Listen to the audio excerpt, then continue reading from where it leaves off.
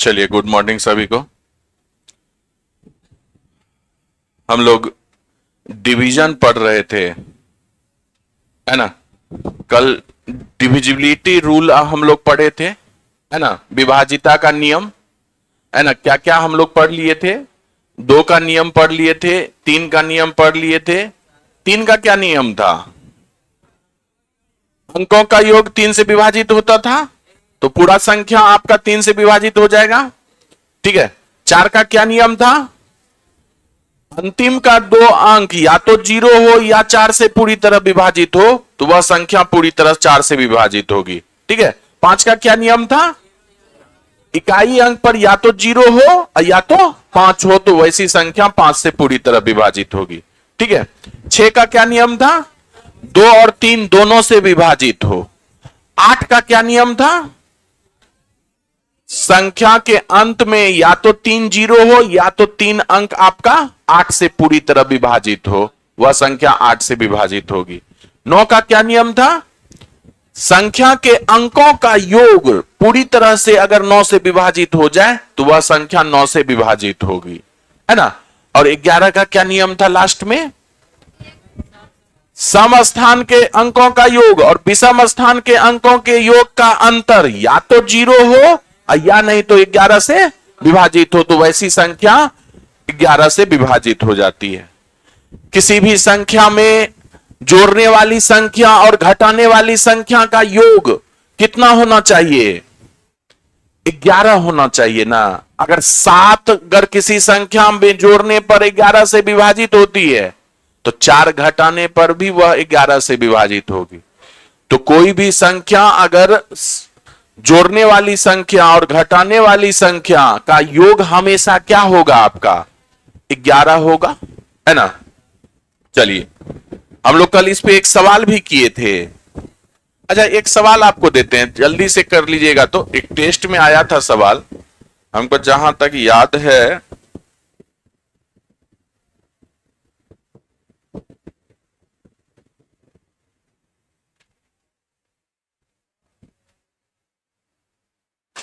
एक सवाल जल्दी से कर लीजिएगा। तो चलिए, इस सवाल को बनाइए जल्दी से, हर कोई बनाइए। ये लेटेस्ट अभी पूछा हुआ सवाल है, आपके मॉक टेस्ट में दिए हैं।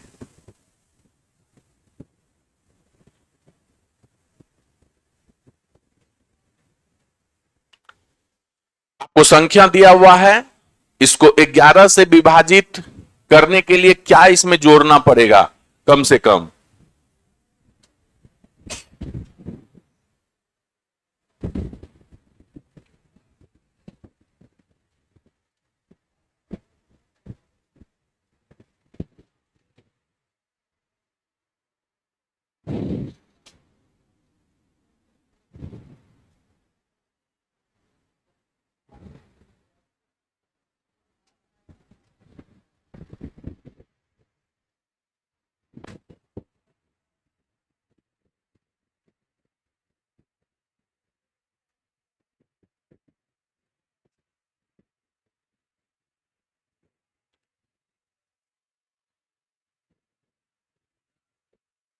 कितना जोड़ रहे हैं? 4। चलिए, ध्यान से देखिएगा। आप 11 से विभाजित करने के लिए क्या करते हैं? पहले तो सम स्थान के अंकों का योग और विषम स्थान के अंकों का योग लीजिए, है ना। आप बताइए, ये विषम स्थान के अंकों का योग 6 + 6 कितना? 12। 12 × 5 = 17। 17 × 4 = 21। 21 × 4 = 25 हो गया ना। चलिए, ये 25 हो गया। अब आप बताइएगा, 2 1 3 3 6 5 11 9 20, है ना। अब कभी भी जोड़ना है ना, तो आपका अंतर क्या होना चाहिए? अंतर क्या होना चाहिए? या तो 0 होना चाहिए या तो 11 से विभाजित होना चाहिए। तो आप जोड़िएगा कहां पर? इकाई स्थान पर ही ना जोड़िएगा कम से कम, है? तो आप बताइए कि यानी कि इस 25 में जोड़ना पड़ेगा, तो 25 में अगर 6 जोड़ दें तो यह कितना हो जाएगा? 31 हो जाएगा। और 31 और 20 का अंतर ले लीजिए तो कितना हो गया? 11 से विभाजित हो गया क्या? तो कितना कम से कम जोड़ना पड़ गया आपको? 6 जोड़ना पड़ गया, है ना। अंतर को ही तो आपको 11 से विभाजित कराना है। तो यहां पर 25 आ रहा है, यहां पर 20 आ रहा है। जोड़ने का बात जब आएगा, तो जोड़ने का बात आएगा तो आप इसमें नहीं जोड़िएगा, किसमें जोड़िएगा? इकाई वाला में जोड़िएगा। तो इकाई अंक वाला का योग क्या है? 25 है, तो 25 में ही आपको कुछ जोड़ना पड़ेगा, है ना। तो 25 6 31 हो जाएगा, 6 जोड़िएगा तो 31 में से 20 गया, 11 हो जाएगा आपका। ये संख्या 11 से विभाजित हो जाएगा अगर इसमें 6 जोड़ दिए तो 4 गलत आंसर हुआ कि नहीं, है ना। अनठिकाने मत मारिएगा। हाँ, चलिए अब हम लोग थोड़ा नंबर के साथ खेलते हैं। लिखिएगा some special rule.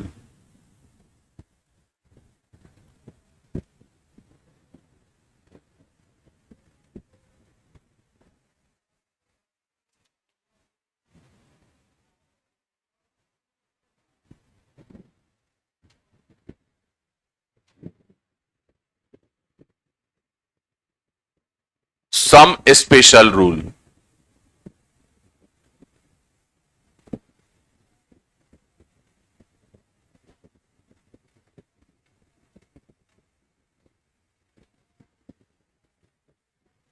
Some special rule.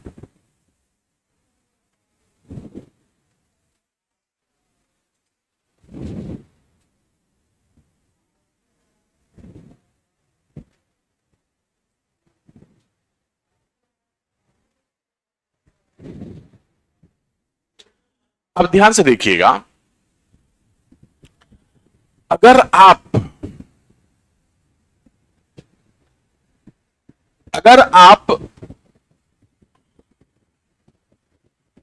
दो अंकों की संख्या लिए और दोनों अंक आपका समान हो,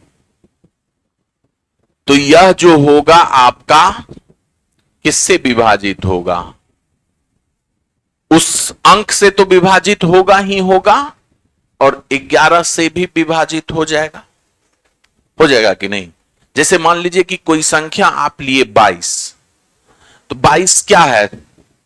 2 और 2 22, तो 2 से तो विभाजित हुआ कि नहीं, और 11 से भी विभाजित हो गया, 11 दूना 22, है ना। तो यानी कि ऐसा संख्या जो 2 बार आपका रिपीट करे, तो वैसा संख्या 11 से आपका विभाजित होगा।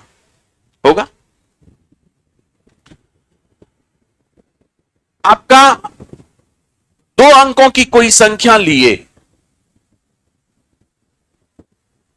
और उसको 2 बार लिख दिए, उसको कितना बार लिख दिए? 2 बार लिख दिए। तो ऐसी संख्या आपका ए बी से तो विभाजित होगा ही होगा, और ऐसी संख्या साथ ही साथ 101 से भी विभाजित होगा। ऐसी संख्या किससे विभाजित होगा? 101 से विभाजित होगा।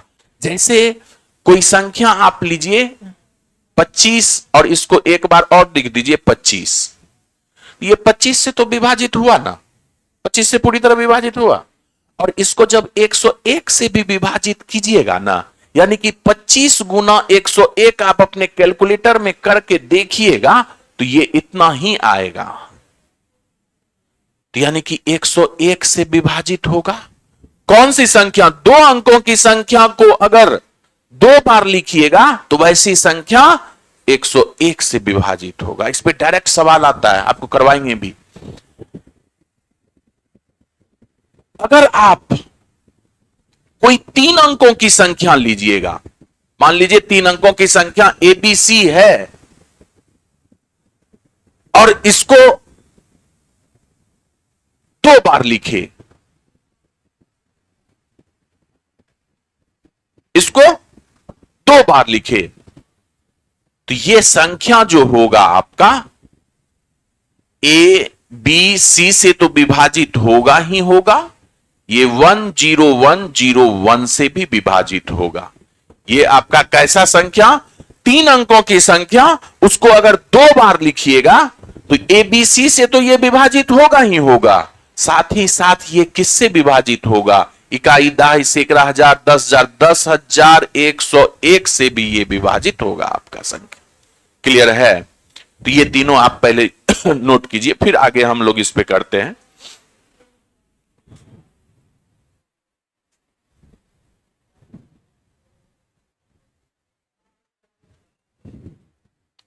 इससे पहले 1 मिनट रुक जाइएगा, इसको बाद में कर लेंगे। इसको एक सिस्टमैटिक ढंग से करते हैं। इसको 3 बार लिख लीजिए पहले, ए बी और ए बी।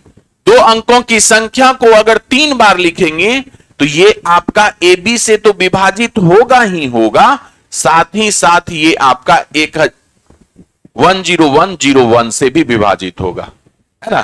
कोई भी संख्या, जैसे मान लीजिए कि आपका 23 है, 23 को 3 बार आप लिख दिए तो ये 23 से तो विभाजित हो ही रहा है, साथ ही साथ किससे होगा, 10,101 से विभाजित होगा।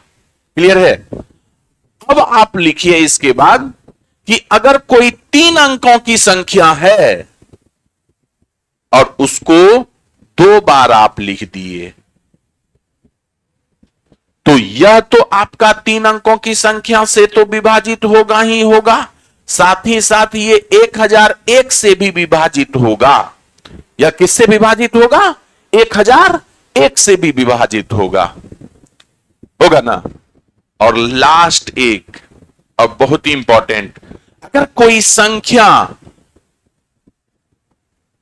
ए है और इस संख्या को 6 लगातार बार लिख दे, यानी कि 6 बार इसका रिपीटेशन कर दे, तो ध्यान से देखिएगा, ए ए ए 2 2 4 1 5 1 6, 6 बार अगर आप लिख दिए तो यह संख्या आपका किससे विभाजित होगा, ए से विभाजित तो होगा ही होगा, साथ ही साथ आपका 111 से भी विभाजित होगा, और ये आपका 1001 से भी विभाजित होगा। किससे विभाजित होगा, 111 से विभाजित होगा ही होगा। किसी भी संख्या को 6 बार लिखिएगा तो वह संख्या 111 से भी विभाजित होगा और 1001 से भी विभाजित होगा। अब आप इसको तोड़िएगा ना, तो 111 को अगर आप लिख सकते हैं 37 गुने 3, यह हो जाएगा 111 क्या, यानी कि ऐसी संख्या 37 और 3 से भी विभाजित होगा। और 1001 को तोड़िएगा ना, ये बहुत ही इंपॉर्टेंट है। ये 1001 जो है आपका 3 लगातार अभाज्य संख्या का गुणनफल है, 3 कंजिक्यूटिव प्राइम नंबर का मल्टीप्लीकेशन है। 3 कंजिक्यूटिव कौन सा है, 7 है, 11 है और 13। इसको जब आप गुना कीजिएगा ना तो ये 1001 आ जाएगा।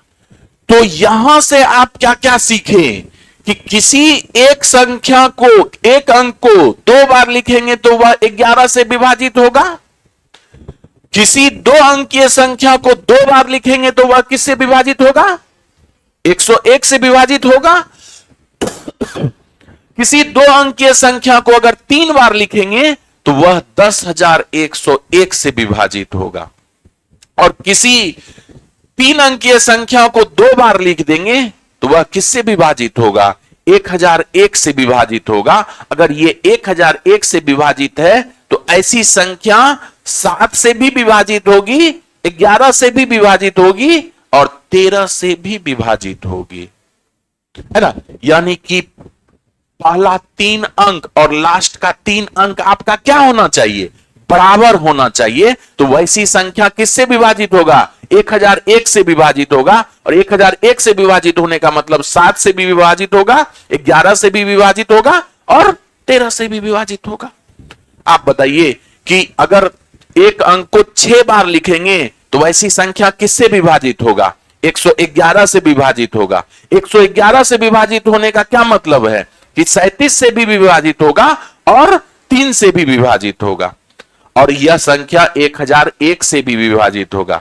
1001 से विभाजित होने का क्या मतलब हुआ कि 7 से भी विभाजित होगा, 11 से भी विभाजित होगा और 13 से भी विभाजित होगा।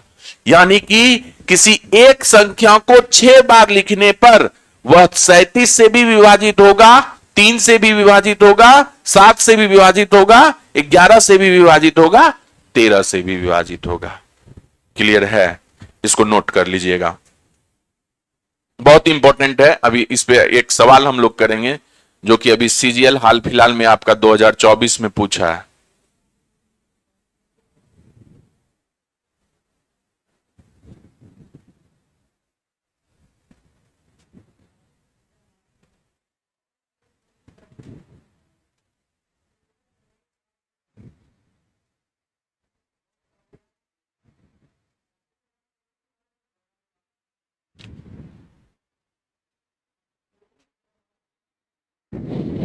ये सारा चीज आपको लैंग्वेज में दे दी है बुक में, बुक के शुरुआत में ही लिखा हुआ है, लेकिन इसको उतार लीजिएगा आप लोग अच्छे से।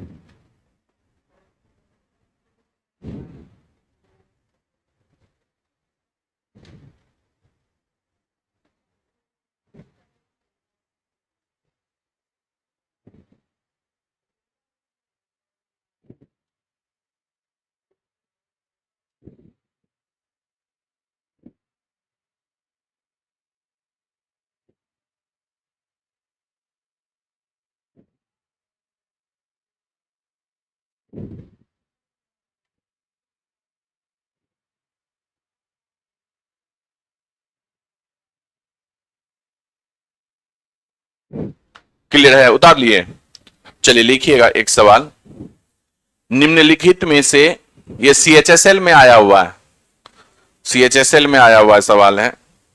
निम्नलिखित में से कौन सी संख्या, निम्नलिखित में से कौन सी संख्या 11 कॉमा 13 और 7 तीनों से विभाजित है? 11,13 और 7 तीनों से विभाजित है। आपको ऑप्शन दे दिया गया है, आपको ऑप्शन दिया गया है। Option number A 624 613, option number B 624 624, option number C 624 635 और ऑप्शन नंबर डी 624 646। कौन सा सही होगा? निम्नलिखित में से कौन सा संख्या 7, 11, 13 तीनों से विभाजित होगी? कौन सा? ऑप्शन बी लॉक कर दें? बिल्कुल सही आप लोग जवाब दिए, ऑप्शन बी। ऐसा संख्या जो एबीसी यानी कि 3 अंकों की संख्या को 2 बार लिख देंगे तो वह 1001 से विभाजित होगा। और 1001 का मतलब क्या है? 7, 11, 13, ये तीनों का पेयर याद रखिएगा। 3 लगातार अभाज्य संख्या का गुणनफल है 7, 11, 13 आपका। तो कितना आसानी से, अगर ये रूल आपको पता रहेगा तो तुरंत आंसर कीजिएगा कि नहीं, सिर्फ नजर जाने का देर है ना। अब अगला सवाल लिखिएगा, सीजीएल 2024 में पूछा है।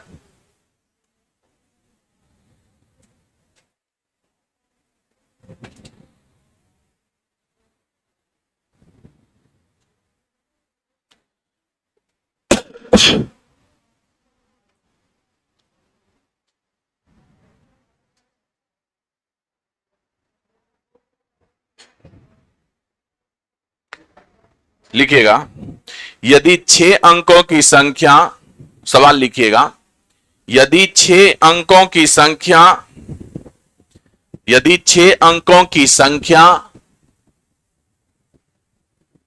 यदि 6 अंकों की संख्या 5x 2y 6z, ये 6 अंकों की संख्या है। यदि 6 अंकों की संख्या 5x 2y 6z है ना, 7 लिखिएगा, 7 11, यहां पर बीच में कॉमा दे दीजिएगा, 7 कॉमा 11 और 13 और 13 और 13 से विभाज्य है, और 13 से विभाज्य है। 6 अंकों की संख्या 5x 2y 6z, कॉमा दे दीजिएगा, उसके बाद 7 कॉमा 11 और 13 से विभाज्य है, तो x minus Y plus 3z का मान क्या होगा, का मान क्या होगा? ऑप्शन ए दिया हुआ है 4, ऑप्शन बी दिया हुआ है 0, ऑप्शन सी दिया हुआ है 7 और ऑप्शन डी दिया हुआ है 9। ये सीजीएल में पूछा हुआ सवाल है 2024 का।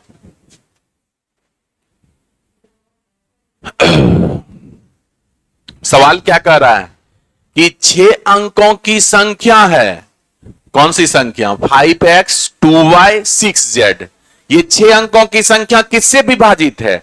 7 11 13 तीनों से विभाजित है।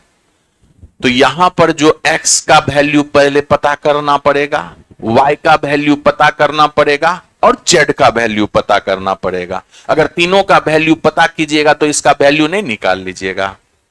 तो आपका वह संख्या जो 7 11 13 से विभाजित है, वह संख्या पहली 3 अंक और अंतिम का 3 अंक बराबर होगा कि नहीं? अगर 6 अंकों की संख्या है तो यानी कि ए बी सी पहला 3 अंक और अंतिम का 3 अंक बराबर होना चाहिए कि नहीं? होना चाहिए ना, तभी वह संख्या 7 11 13 से विभाजित हो जाएगा। आप बताइए कि पहला 3 अंक आपका क्या है?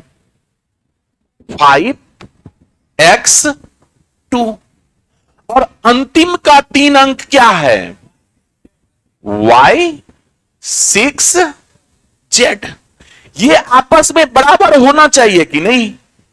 तो अगर आपस में बराबर है तो y का वैल्यू कितना आपको होना चाहिए? 5 हो जाना चाहिए। और आप बताइए x का वैल्यू कितना होना चाहिए? z हो जाना चाहिए। और आप बताइए कि z का वैल्यू कितना हो जाना चाहिए? 2 हो जाना चाहिए।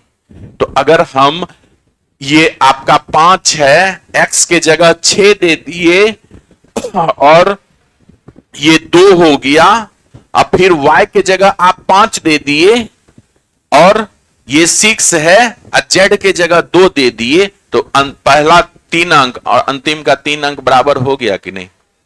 आप बताइए ना कि x का वैल्यू कितना, यहां से अब इसका वैल्यू निकाल लीजिए। x का वैल्यू कितना? 6, y का वैल्यू कितना?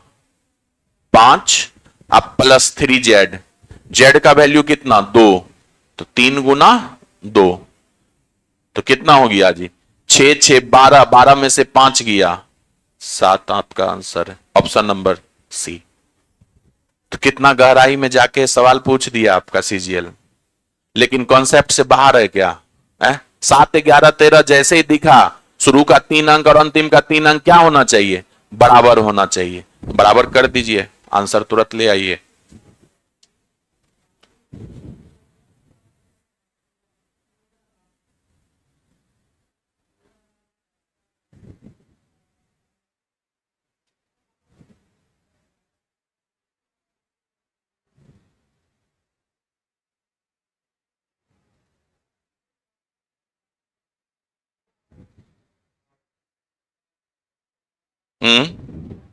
ऑप्शन से कैसे पकड़ लीजिएगा जी?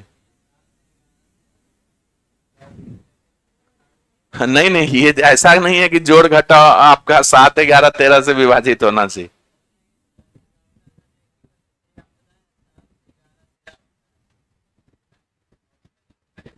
तो ये तो इक्वेशन का ना आपसे वैल्यू पूछा है, कोई जरूरी नहीं है कि 7 ही आएगा या 11 से विभाजित होने वाला है। कहां पे?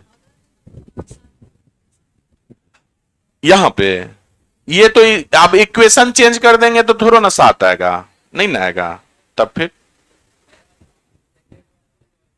वो संजोग है, लेकिन वो लॉजिक नहीं है। अगर लॉजिक रहता तो हम बोल देते आपको। क्लियर है? अब देखिए, कोई भी संख्या किसी संख्या से अगर विभाजित होती है तो उसका तो बहुत सारा रूल हम लोग पढ़ लिए।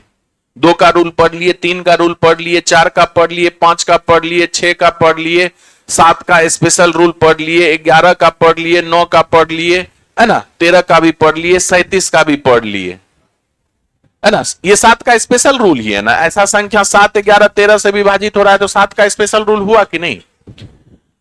अब अगर कोई संख्या, आप सब अपने से भी रूल बना सकते हैं, बनाने का तरीका है। हम आपसे बोलेंगे कोई संख्या अगर 12 से किस तरह से विभाजित होगा, कैसे पहचानेंगे कि यह संख्या 12 से विभाजित?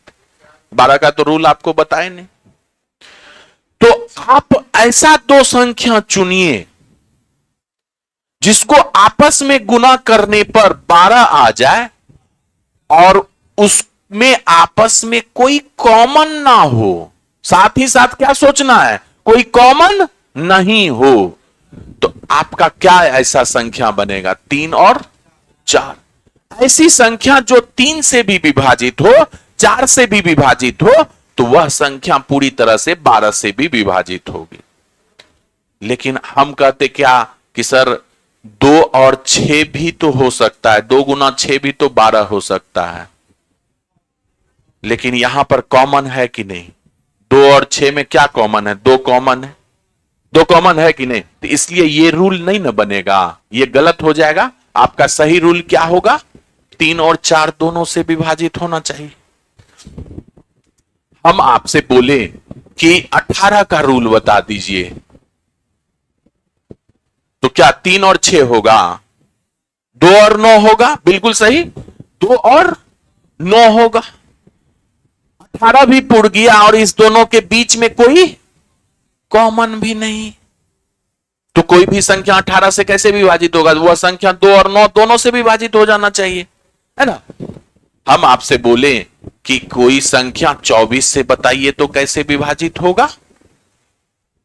6 गुना 4, 8 गुना 3, 24 हो जाएगा। और 3 और 8 के बीच में कोई कॉमन नहीं है, तो 3 गुने 8।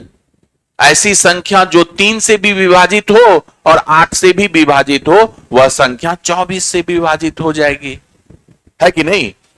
हम आपसे बोले कि संख्या 36 से विभाजित होना चाहिए, क्या होगा?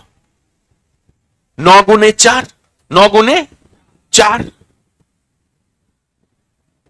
हम बोलेंगे संख्या 72 से विभाजित होना चाहिए, कितना होगा? 8 गुने 9, 8 और 9 के बीच में कोई कॉमन नहीं है, तो वैसा संख्या जो 8 से भी विभाजित हो, 9 से भी विभाजित हो। 8 का भी रूल हमें पता है, 9 का भी रूल पता है। तो इस पे सवाल आता है बहुत बारा। हम लोग अभी थोड़ी देर में करेंगे भी सवाल। हम आपसे पूछे कि कोई संख्या 88 से विभाजित कैसे होगी, तो 11 और 8 दोनों से विभाजित होना चाहिए। तो 8 गुने 11 ऐसी संख्या 88 से विभाजित हो जाएगा। तो इस तरह से आप अपने तरीके से रूल बना लीजिएगा कि नहीं, कि वैसा 2 संख्या चुनना है जिसके बीच का गुणनफल बराबर हो जाए और उसके बीच में कोई कॉमन ना हो। क्लियर है? इसको नोट कर लीजिए।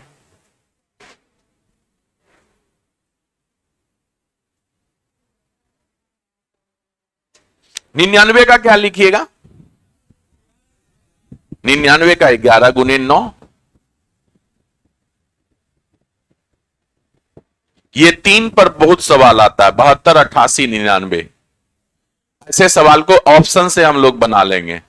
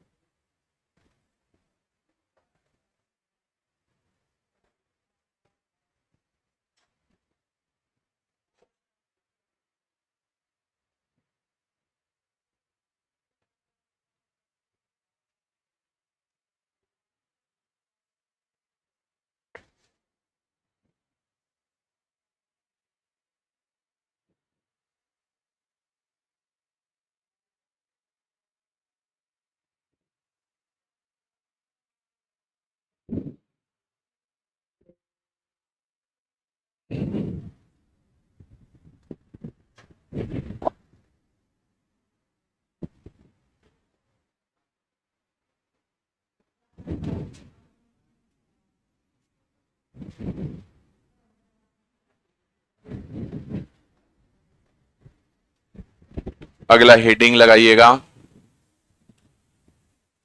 भाज्य कौमा भाजक, भाज्य कौमा भाजक और शेषफल के बीच संबंध।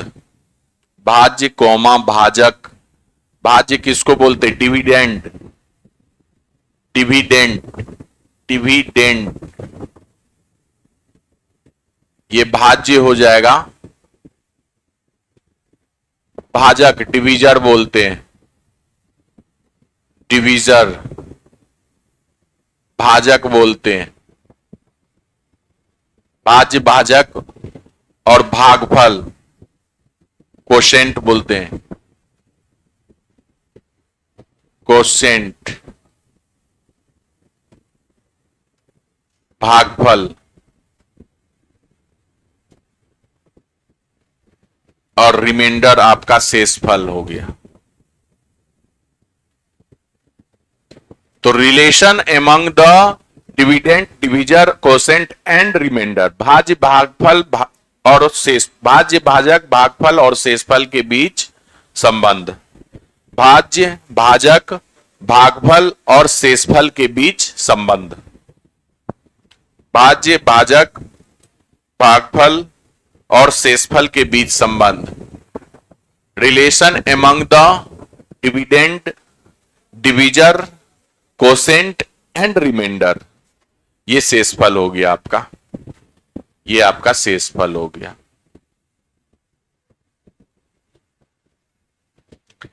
अब ध्यान से देखिएगा कि हम आपको बोले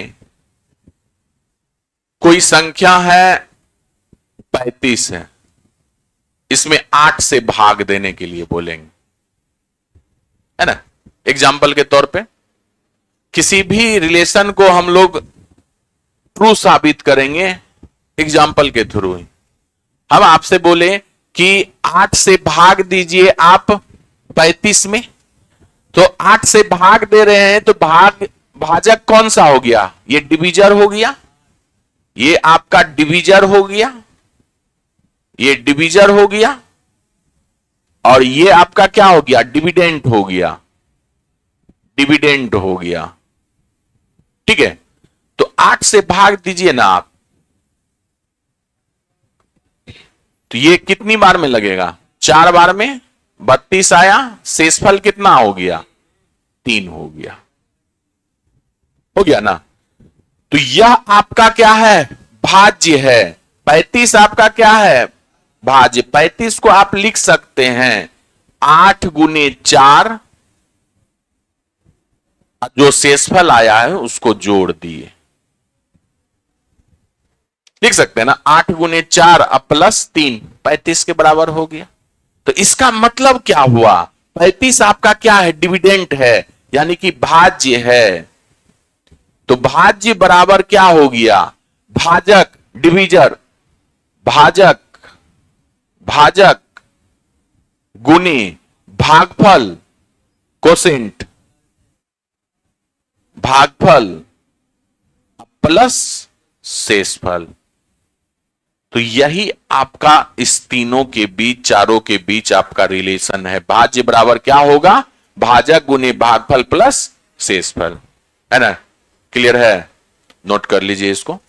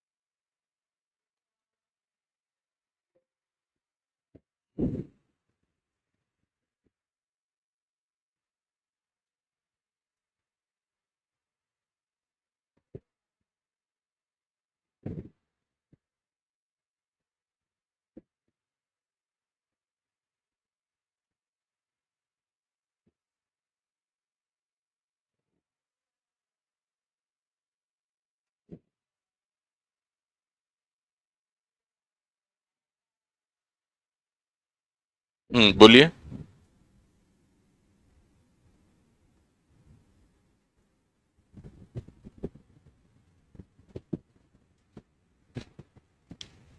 चलिए अब देखिए इस पे सवाल किस तरह से आएगा। एक सवाल लिखिएगा। अब देखिए सवाल के थ्रू ही हम लोग कॉन्सेप्ट सीखते चलेंगे। जितना सवाल आपका करवा रहे हैं सारा इंपॉर्टेंट है ना? लिखिएगा 100 और 200 के बीच ऐसी कितनी संख्या है?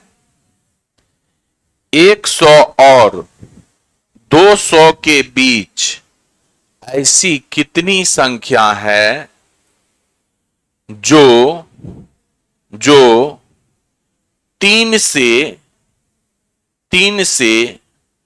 पूर्णतः विभाजित हो? 100 और 200 के बीच ऐसी कितनी संख्या है जो 3 से पूर्णतः विभाजित हो? जो 3 से पूर्णतः विभाजित हो।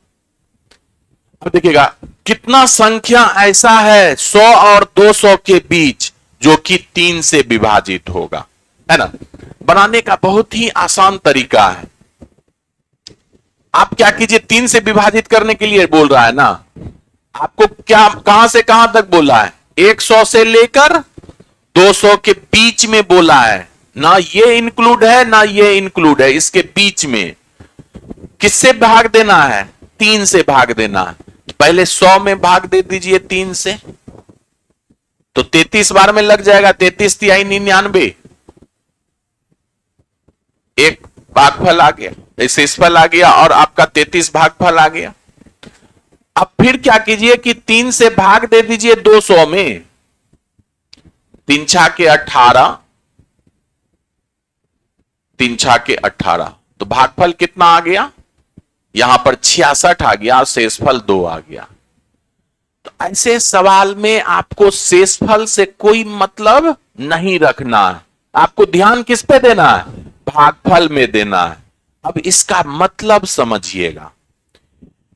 इस 33 का मतलब यह हुआ कि 1 से लेकर 100 के बीच ऐसी 33 संख्या है। 1 से 100 तक ऐसी कितनी संख्या है? 33 संख्या है जो 3 से विभाजित है। कहां से कहां तक? 1 से लेकर 100 तक ऐसी 33 संख्या है जो 3 से विभाजित है। और इस भागफल का मतलब यह हुआ कि 1 से लेकर 200 तक ऐसा 66 गो संख्या है जो 3 से विभाजित है। इस छोटे भागफल का क्या मतलब हुआ? 1 से लेकर 100 तक ऐसी 33 संख्या है जो 3 से विभाजित है। और इस बड़े भागफल का क्या मतलब हुआ? यह भी 100 से स्टार्ट होगा, 1 से स्टार्ट होगा और कहां तक? 200 तक। ऐसा 66 संख्या है जो 3 से विभाजित। तो हमें तो चाहिए 100 से 200 के बीच में। तो आप क्या कीजिएगा, 1 से लेकर 200 के बीच जो 66 संख्या है उसमें से 1 से 100 तक 33 संख्या को घटा दीजिएगा। आसान भाषा में समझिए कि बड़े भागफल में से छोटे भागफल को घटा दीजिएगा, वही आपका आंसर हो जाएगा। तो कितना हो जाएगा? बड़ा भागफल माइनस छोटा भागफल, है ना? बड़ा भागफल माइनस छोटा भागफल, छोटा भागफल। तो ये बड़ा भागफल आपका कितना है? 66 माइनस छोटा भागफल 33। तो कितना आ गया आंसर? 33 आ गया, है ना? यानी कि 100 और 200 के बीच 33 ऐसी संख्या है जो आपका 3 से पूरी तरह विभाजित है।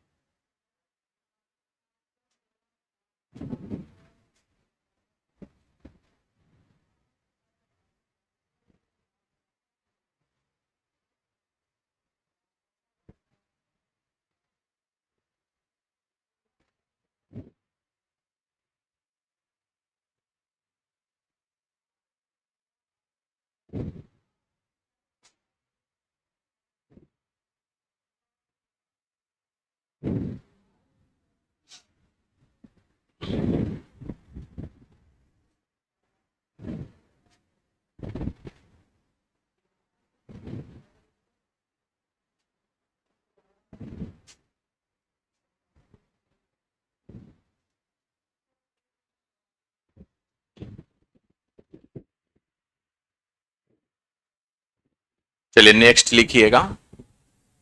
अब देखिएगा, सवाल के बीच अंतर समझते चलिएगा, ठीक है? अंतर समझना ही बहुत इंपॉर्टेंट है ताकि आपको कभी कंफ्यूजन नहीं हो। काहे कि आपका जो ऑप्शन रहेगा एग्जामिनेशन में वो काफी करीब रहेगा, है ना? सब ऑप्शन एक दूसरे के करीब रहेगा।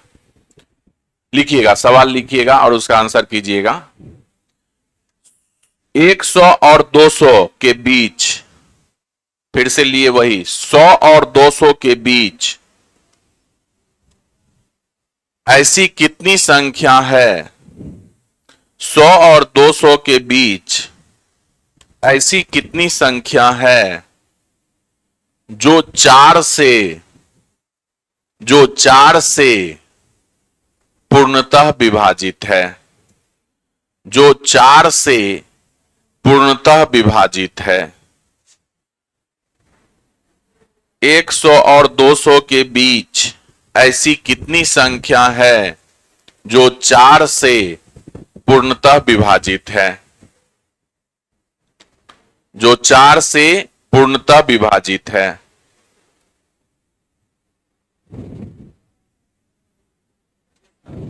कितना? 25।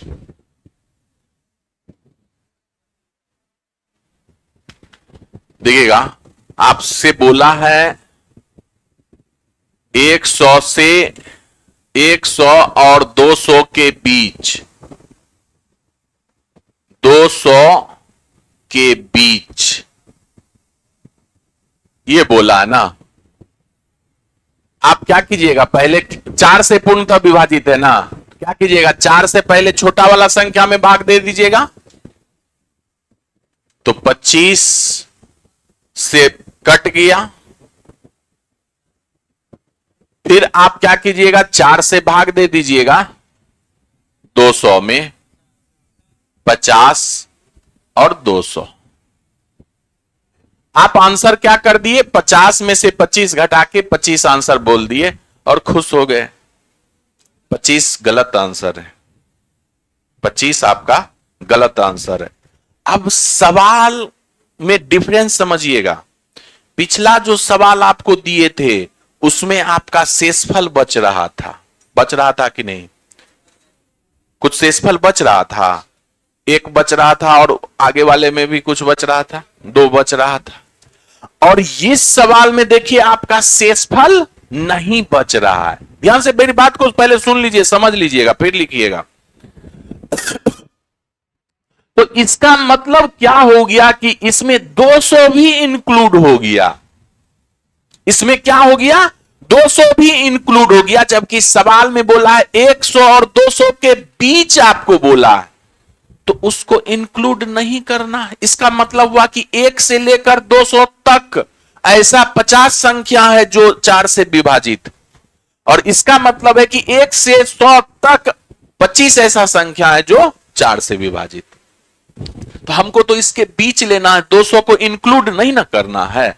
तो जब भी आपको सवाल में के बीच बोला जाए और आपका शेषफल 0 रहे, तो आप क्या कीजिएगा, बड़े भागफल में से 1 घटा दीजिएगा। काहे कि 200 को इंक्लूड नहीं करना है, तो उसमें से एक संख्या घटा दिए और उसके बाद छोटे भागफल को घटाइएगा।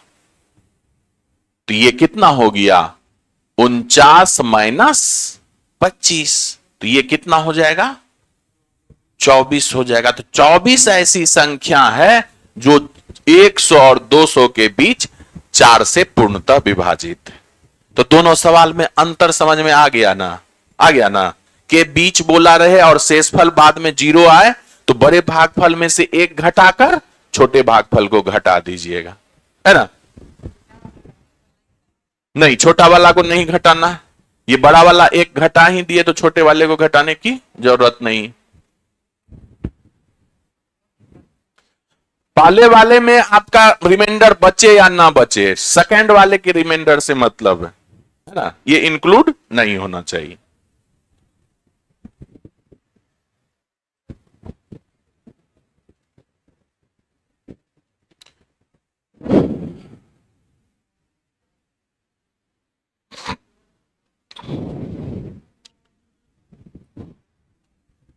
तो अब ध्यान से सुनिएगा, इस पे और भी 2-3 तरह का सवाल है। सारे सवाल काफी नजदीकी होते हैं, सिर्फ और सिर्फ 1-2 लाइन से समझने, 1-2 पॉइंट से समझने की जरूरत होती है। तो सारे सवाल को करेंगे। आज का टाइम यहीं पे खत्म हुआ। हम लोग नेक्स्ट क्लास मंडे को मिलेंगे, और मंडे आने से पहले आप सारा चीज रिवाइज करके आइएगा। जो भी पढ़ाएं बीच में पूछ भी सकते हैं आपसे, ठीक है? और टेस्ट ड्यू है आपका, टेस्ट कभी भी हो जाएगा, हो सकता है मंडे को भी हो जाए, लेकिन मंडे को ज्यादा चांस है डिवीजन का थ्योरी पार्ट ही चलेगा। तो हम लोग मंडे को नेक्स्ट क्लास मिलते हैं, ठीक है?